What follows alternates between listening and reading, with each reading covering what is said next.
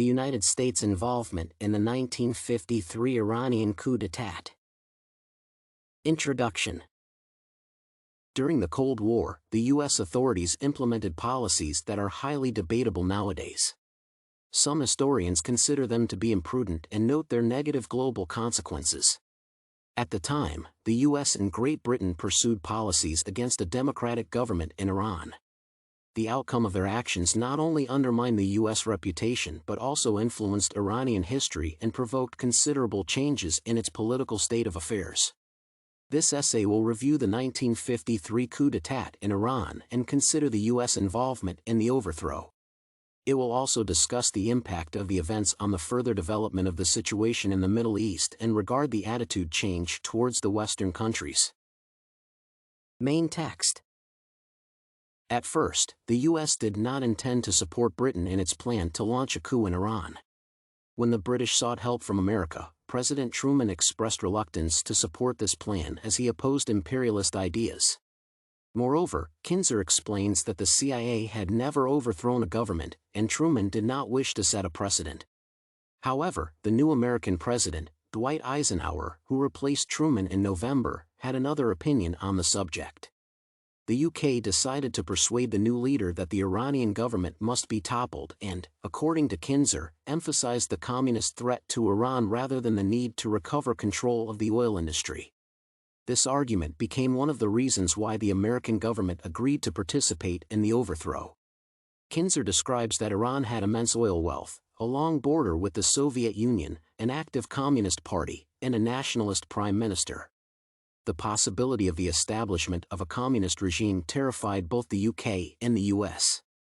That is why, when Britain proposed to topple the current government in Iran and promote a pro-Western prime minister, America backed the idea.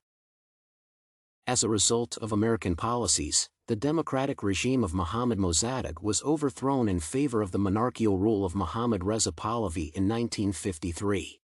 Islamic fundamentalists tend to describe U.S. interference with Iranian politics as a manifestation of Western imperialism.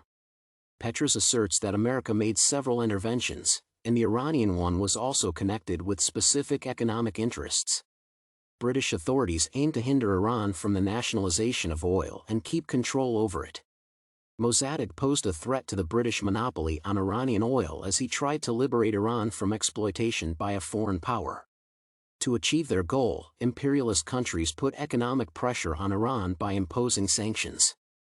These policies towards Iran seemed to serve imperialist goals, such as to extend the power and gain control of peoples and territories.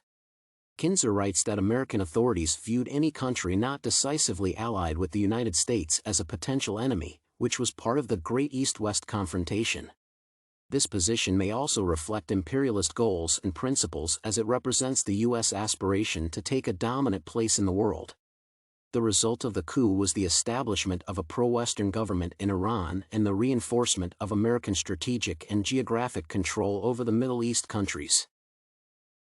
The Western intervention in Iranian internal affairs is considered one of the reasons for the Iranian Revolution, which took place in 1979.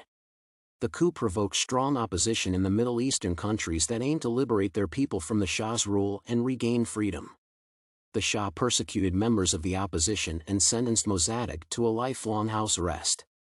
Kinzer states that the U.S. toppled the Iranian government, which was the only democratic one in the country's history. I believe that Kinzer's arguments concerning this aspect of the events are reasonable and warranted by the historical evidence. For a long time, Iran had been moving towards full democracy, and Anglo-American intervention derailed all efforts. If the West had not meddled in the country's internal affairs, Middle Eastern countries might have another regime now, and Iran could have become the first state with a democratic government in the region. All in all, the coup has exerted a negative impact on the development of democracy in Iran. The events changed Middle Easterners' attitudes towards America and the West in general. Kinzer writes that before the coup, the United States was still new to Iran, and its citizens treated Americans as friends and supporters of the fragile democracy. At the time, Iranians thought positively about Americans, and their anger was directed at Britain. Kinzer notes that the Iranian people treated the British as the colonialist oppressor that exploited them. For many years the UK had a monopoly on Iranian oil, getting enormous profit from it while Iranians suffered from poverty. By overthrowing the Iranian democratic government, the USA not only changed the course of history in the whole world but also undermined its authority and alienated Middle Easterners.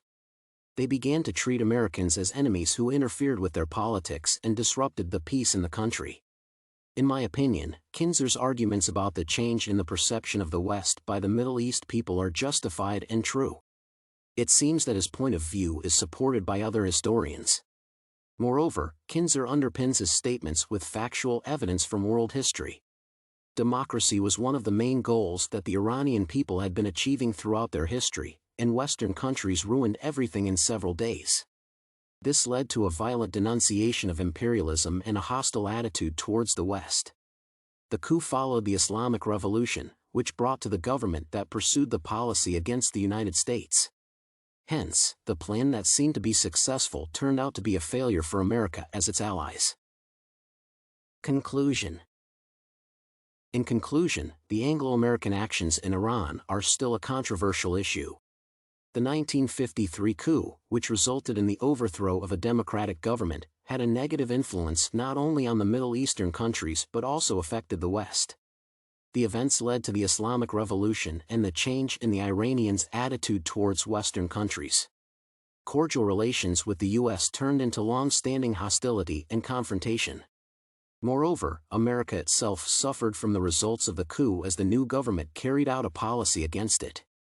Many historians view American involvement in the overthrow as a continuation of Western imperialism because it served imperialist interests and goals, such as the extension of the economic and political influence over other countries.